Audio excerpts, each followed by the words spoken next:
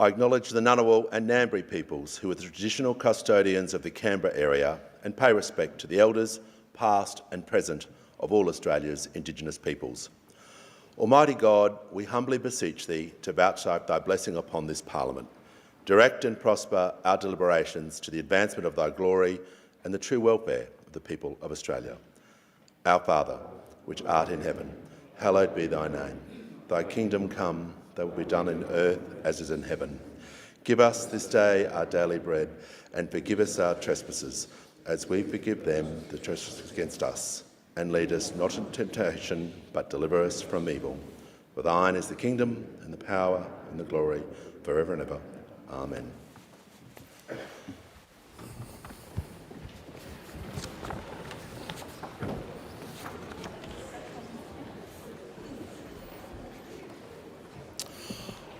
On behalf of the House, I welcome as guests the President of the Senate and honourable senators to this sitting of the House of Representatives to hear an address by His Excellency Ferdinand R. Marcos Jr., President of the Republic of the Philippines.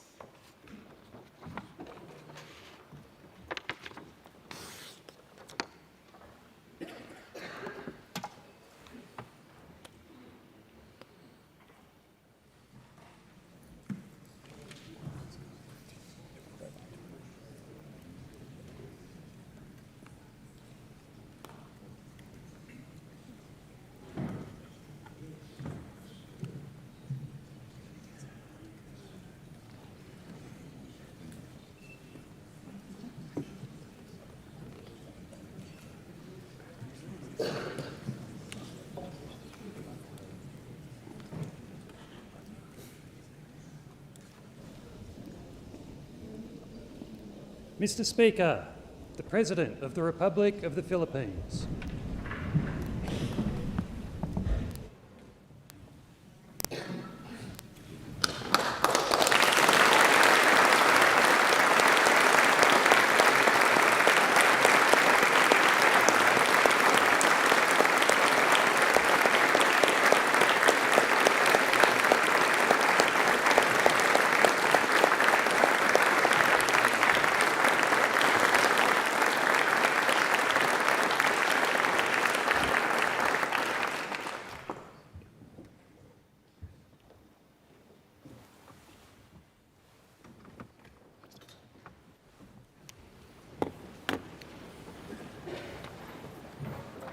Mr. President, I welcome you to the House of Representatives chamber.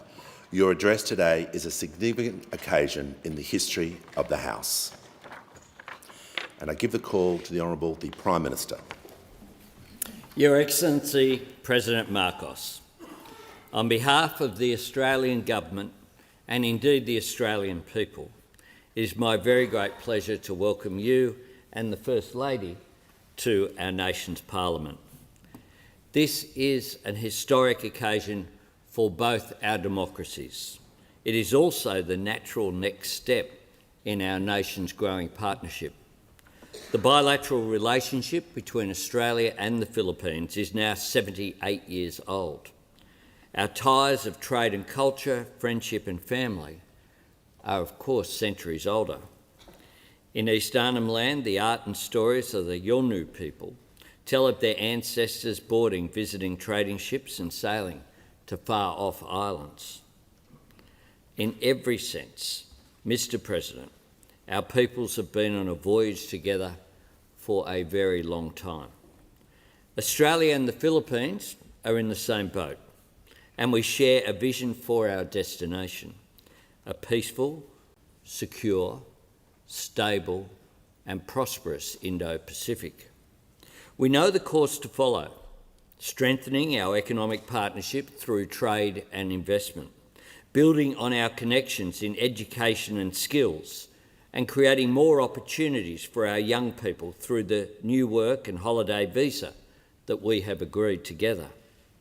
Continuing our shared efforts in agricultural research and deepening our cooperation in defence to support regional security. This is the new level of engagement our government is seeking between our two nations and indeed across ASEAN as a whole. I know the Philippines is rightly proud of its place as one of the 5 founding members of ASEAN. And all of us in Australia are looking forward to next week's special summit in Melbourne, which will mark 50 years since Australia became ASEAN's first dialogue partner. For Australia, ASEAN is central and it is essential. And we want to continue to work closely with the Philippines and all our friends and partners in ASEAN to promote the shared opportunity that drives our regional prosperity and to fulfil our collective responsibility to uphold regional security. Mr. President, our nations share a determination to navigate the challenges of our time: climate change, food security, cyber security, counter-terrorism, and regional security. The new strategic partnership that you and I signed together in Manila last year speaks to our mutual trust and our common resolve. I'm pleased we're building on this momentum today, signing a Memorandum of Understanding for enhanced maritime cooperation and agreeing to new initiatives in key areas of digital technology and cyber security. As our nations work together in this decisive decade for the Indo-Pacific, we can draw inspiration from our shared history. In June 1943, when 8 Australian servicemen escaped from their prisoner of war camp in Sandakan, they joined the Filipino resistance in their struggle against Japanese occupation. In Palo, on Leyte, a memorial stands in honour of the 92 Australians who lost their lives in the liberation of the Philippines in 1944. Our nations served and sacrificed together in Korea. In 1999, the Philippines joined Australia in supporting independence for East Timor. And in 2013, Australian defence personnel and medical mission teams returned to the Philippines to provide humanitarian assistance after Typhoon Yolanda. That's the spirit of Filipino, Bayanihan and Australian mateship. We work together and we care for each other. Mr. President, this connection and affection lives and thrives in the electorates of so many members of the Parliament that you see here today, where members from all sides of politics have the privilege of representing the large and growing Filipino-Australian community, many of whom have joined us in the Parliament today. People famous for their generosity, hospitality and love of family, renowned for their hard work and aspiration, and always looking to give back to the community.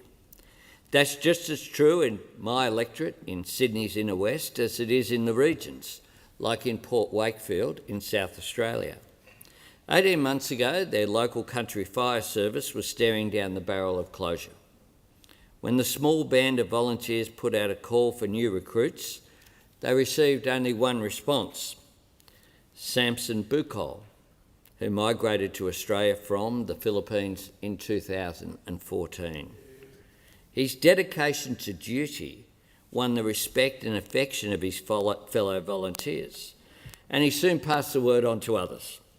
Today, a quarter of the members of that country fire service are of Filipino descent, and half of the cadets, characteristic of the spirit of the Filipino diaspora that proudly calls Australia home. Mr. President, you address us today as a leader in the region where, more than any other, Australia's destiny lies. And as we look to shape the future together, I'm reminded of something you said to me at our last meeting. Prosperity and progress depend on peace. And this is what our strategic partnership recognises, and that is what is so significant about the maritime cooperation activities our two navies completed together for the first time in November last year.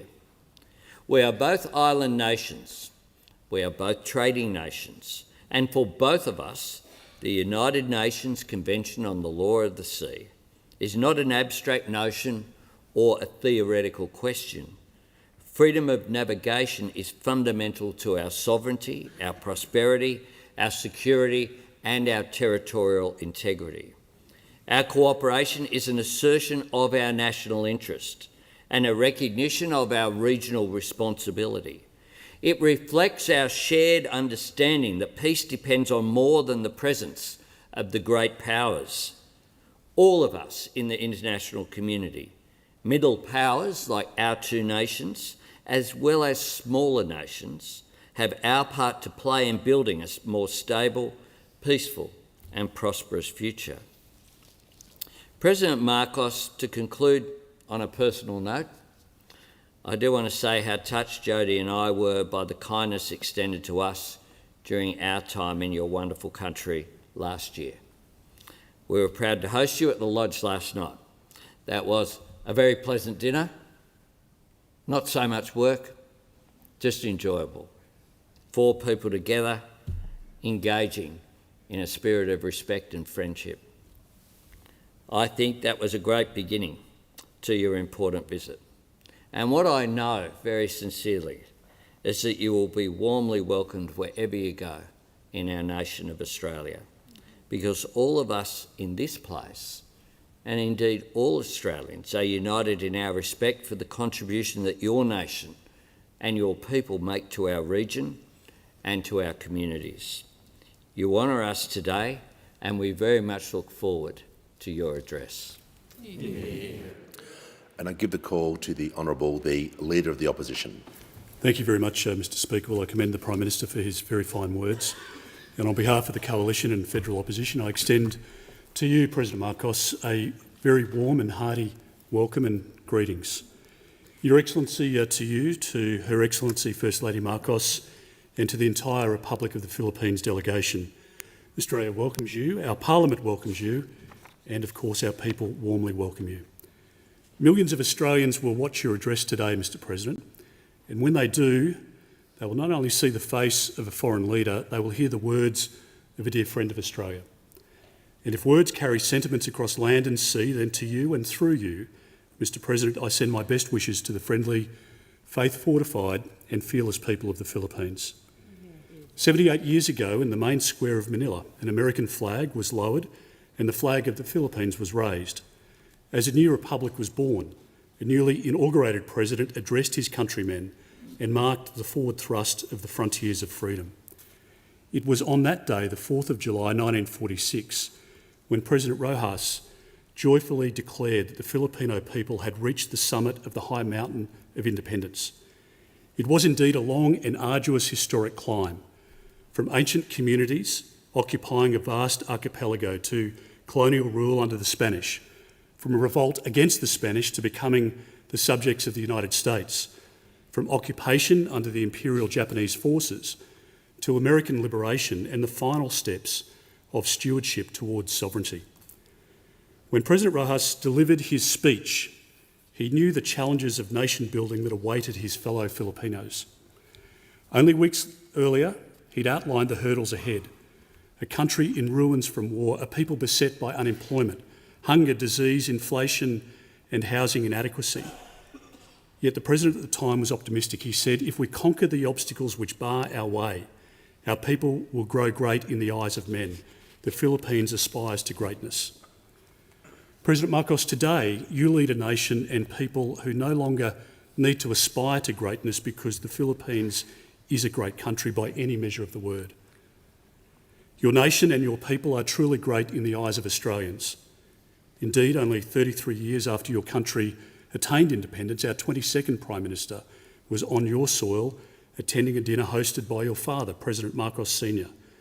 Prime Minister Malcolm Fraser spoke with admiration about the development of the Philippines and described Manila as one of the great cities of the world.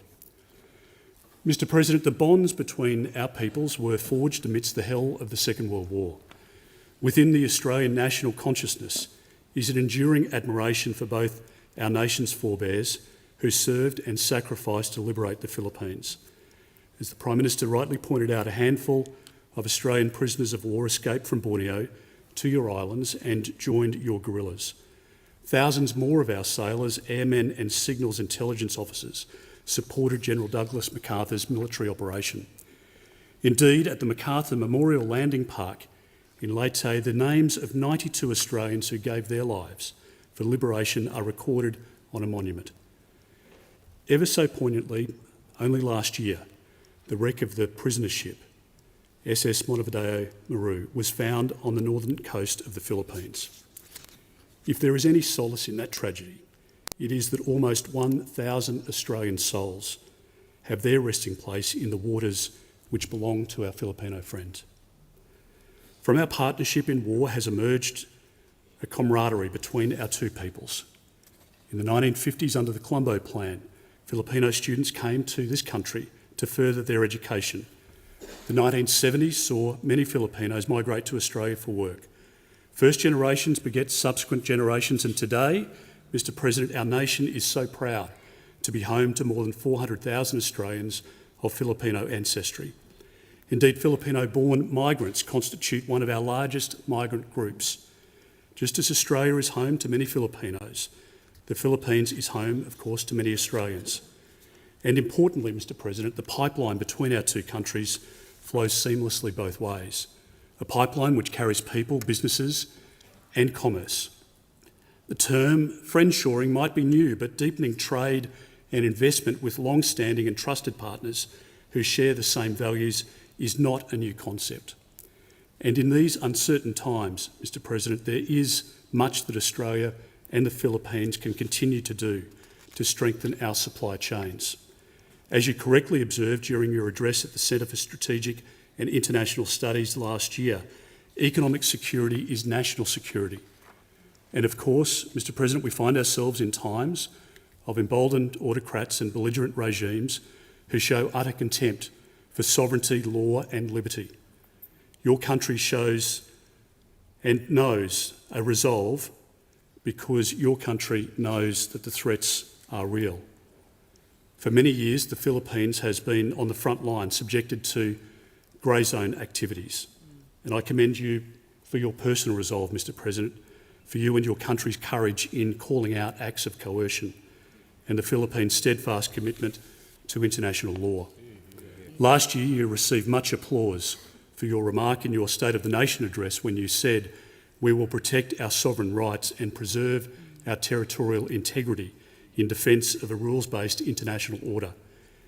Mr. President, these words of yours encapsulate an imperative for all nations who cherish peace, prosperity and the preservation of civilisation itself.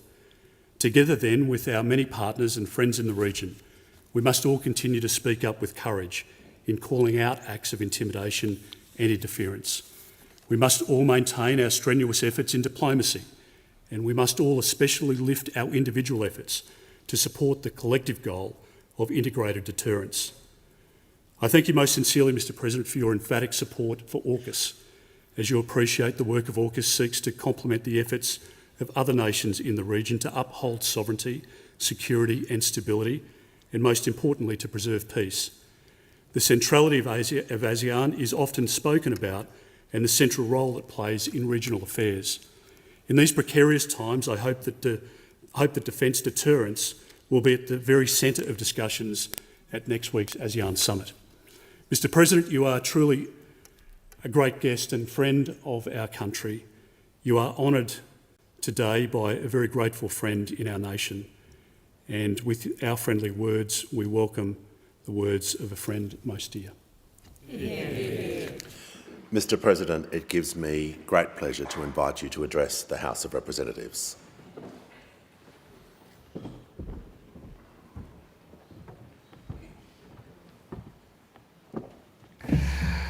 The Honourable Prime Minister Anthony Albanese, the Honourable President of the Senate, President Sue Lyons, the Honourable Speaker Milton Dick, and the Honourable Leader of the Opposition, Mr. Peter Dutton.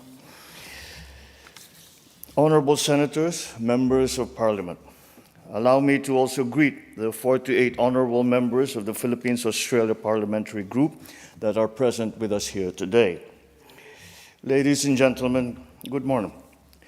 Allow me to begin, Mr. Speaker, by acknowledging the Ngunawal people, the traditional custodians of the land on which we meet today, and to pay my respects to their elders, past and present. I also extend my respect to the Aboriginal and Torres Strait Islander peoples that are with us here today. The First Lady and I are delighted to be in Canberra. We are grateful to Governor General David Hurley for his invitation to us as guests of government. As President of a proud and free country, few other honors surpass this opportunity to address one of democracy's most august institutions, the Parliament of Australia. The long-standing friendship between our two great nations transcends the 78 years of our formal diplomatic relations. It is anchored on deep bonds of mutual respect and fond affection, which find concrete expression today in the rich contributions of more than 400,000 Filipinos to Australia, comprising the 5th largest migrant community in your country today. These bonds trace their roots as far back as the 1860s, when Filipino pearl divers, known to you then as the Manila Men, found their way to your shores as early purveyors of globalization. These Manila Men contributed to the Australian economy, they enriched Australian life, and most importantly, they sparked meaningful connections that have endured through generations. When our two nations faced common danger in 1942, Filipino soldiers fought valiantly in Bataan and Corregidor. They faced the impossible task of holding back the enemy's advance, and yet we did. These efforts helped keep Australia safe, and in return, a grateful Australian people provided temporary refuge for the wartime Filipino leadership. And at the most crucial moment, Australian airmen, sailors, and soldiers fought side by side with Filipinos as we, together with our allies, turned the tide of war. Just as Filipinos lost lives to keep Australians safe at the onset of war, so did Australians offer their lives to restore freedom in the Philippines at the dawn of peace. As allies, we engaged actively in shaping the free world's vision for the post-war order. We worked to ensure that the new peace would respect the rights of all nations. As founding members of the United Nations, we turned that vision into reality. From the very beginning, we knew that our interests were intertwined. The security of Australia is bound with the security of the Philippines. When my father accompanied Prime Minister Whitlam on a sentimental tour of Bataan and Corregidor in 1974, they reaffirmed that core principle. When I signed our strategic partnership with Prime Minister Albanese last September, we marked a milestone in our deliberate and steady effort to build opportunities for our peoples while contributing to regional peace. All of these further affirm what our two peoples have already forged through many centuries. I look back on our shared history to contextualize the role that our respective nations played and continue today to play at this watershed moment. Geopolitical polarities and strategic competitions threaten our hard-won peace, even as we remain beset by unresolved inequities and inequalities within and amongst nations. Powerful and transformative technologies can destabilize our political and social order. Climate change threatens our very existence. These tectonic shifts are acutely felt in the Indo-Pacific. It has become crucial for us now to envision the shape, the breadth, and the depth of our strategic partnership and how it must move forward as we weather the storms of global volatility. I see the way forward in building on the strong ties that have already been established between our citizens, between our economies, between our governments. Today, we add a further dimension to that relationship as we address concerns on our security and defense. We are called upon once again to join forces, together with our partners, in the face of threats to the rule of law, to stability, and to peace. For the Philippines, Australia plays a crucial role as one of only two partners with the Philippines with which the Philippines has a visiting forces agreement. In August of last year, I witnessed Exercise Alon, our bilateral amphibious activity involving 560 Filipino soldiers, 1,200 Australian servicemen, and 120 US Marines. Last November, we welcomed the inaugural maritime cooperative activity between Armed Forces of the Philippines and the Australian Defence Force in the Philippines' exclusive economic zone. Let this just be the beginning. Your leaders have always taken the position that the destiny of Australia is irrevocably linked to the destiny of Asia. Over the years, you have held true to this tenet. You have become a valuable member of Asia and of the Indo-Pacific community. Our two countries have always understood that without the predictability and stability of our rules-based order, our region would not have emerged as a driver of the global economy as it is today. We have long known that our prosperity and development are anchored on the peace and stability of the Indo-Pacific. Today, that peace, that stability, and our continued success have come under threat. Once again, we must come together as partners to face the common challenges confronting the region. Not one single country can do this by itself. No single force can counter them by themselves. This is why our strategic partnership has grown more important than ever. We must reinforce each other's strengths. We must protect the peace that we fought for during the war and have jealously guarded in the decades since. We must oppose actions that clearly denigrate the rule of law. As in 1942, the Philippines now finds itself on the front line against actions that undermine regional peace, erode regional stability, and threaten regional success. Then as now, we remain firm in defending our sovereignty, our sovereign rights, our jurisdiction. I shall never tire of repeating the declaration that I made from the first day that I took office. I will not allow any attempt by any foreign power to take even 1 square inch of our sovereign territory. The challenges that we face may be formidable, but equally formidable is our resolve. We will not yield. Then as now, the security and continued prosperity of the region of countries like Australia relies upon that effort. Just as we fought to build our rules-based international order, so are we now fighting to protect it. The protection of the South China Sea as a vital, critical global artery is crucial to the preservation of regional peace and, I dare say, of global peace. We have an abiding interest in keeping our seas free and open and in ensuring unimpeded passage and freedom of navigation. We must uphold, preserve, and defend the unified and universal character of the United Nations Convention on the Law of the Sea as the constitution of the oceans. We draw strength from the consistent and unequivocal support of Australia and the international community for the lawful exercise of our rights, which have been settled under international law. And so, on behalf of the Filipino people, I thank you, Australia, for standing with the Republic of the Philippines.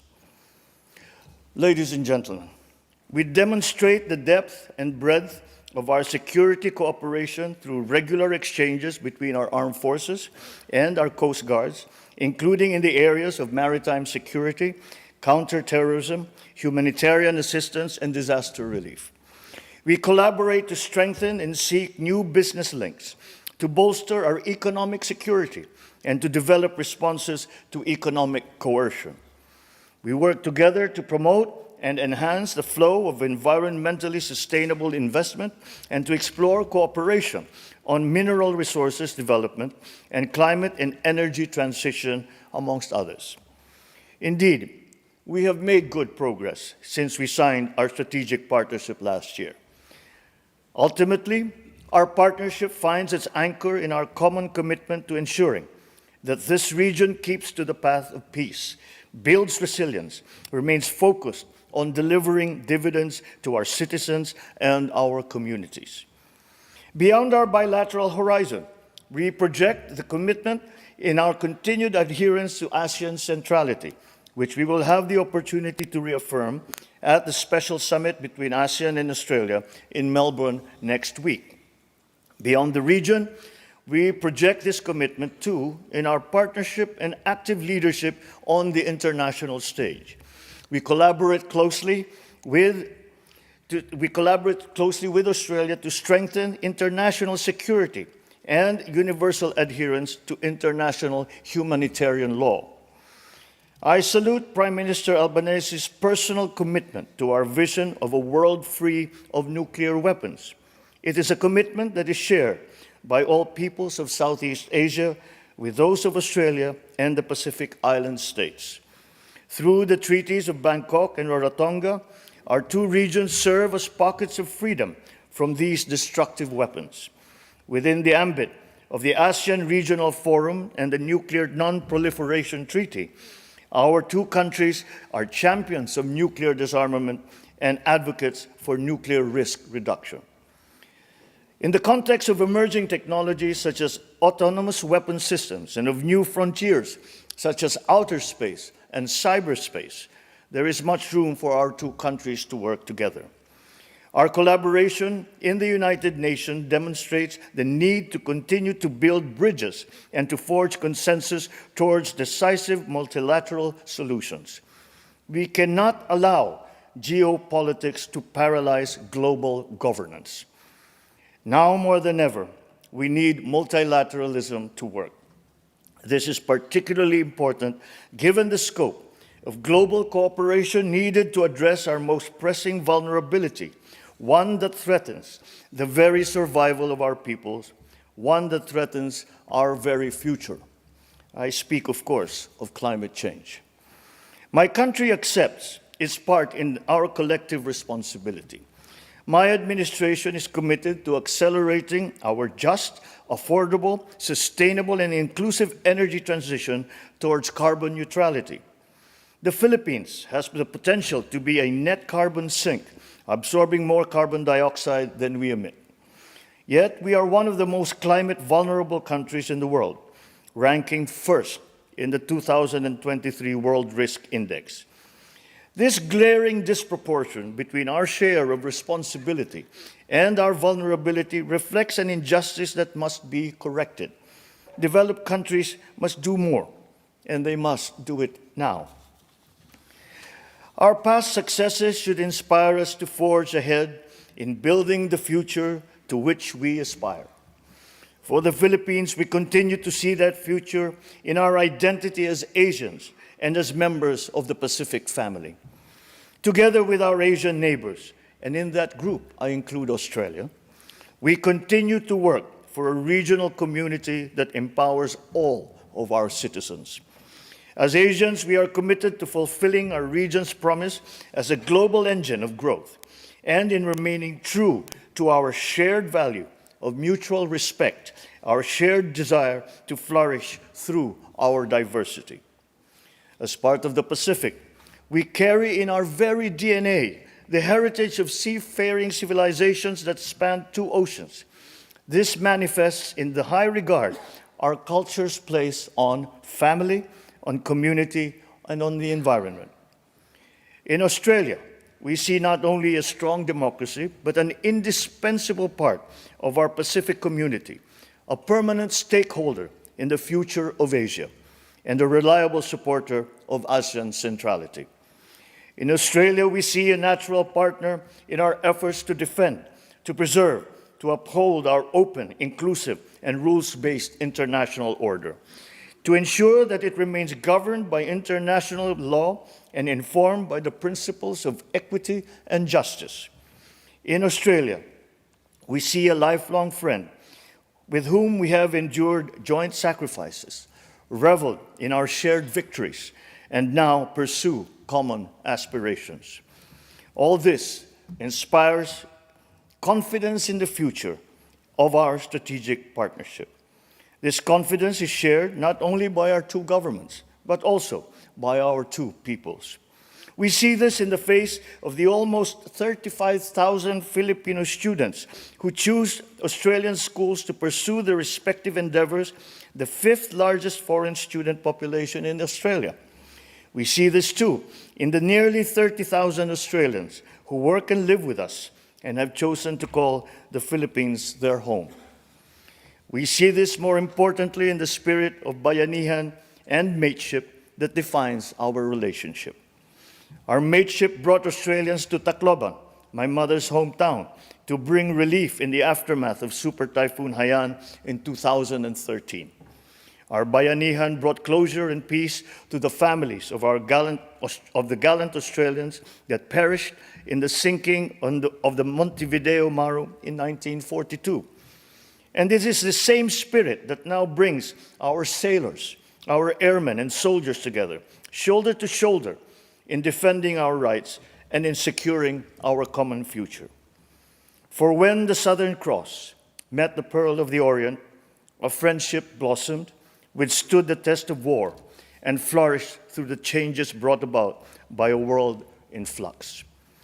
Looking ahead, I am confident that Filipinos and Australians will remain steadfast partners, unyielding and uncompromising in our shared values, and energized as we gird ourselves to work together in the spirit of bayanihan and of mateship. Thank you and mabuhay.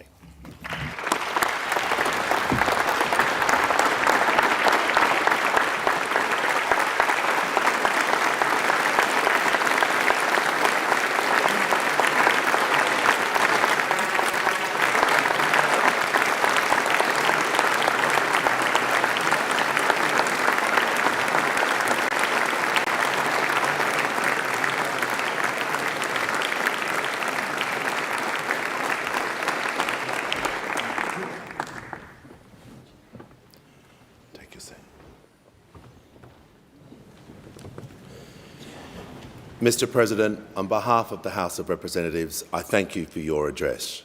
I wish you and Her Excellency the First Lady a successful and enjoyable stay in Australia. I thank the President of the Senate and Senators for their attendance, and I invite the Prime Minister to escort our guests to meet members and senators as they depart the chamber.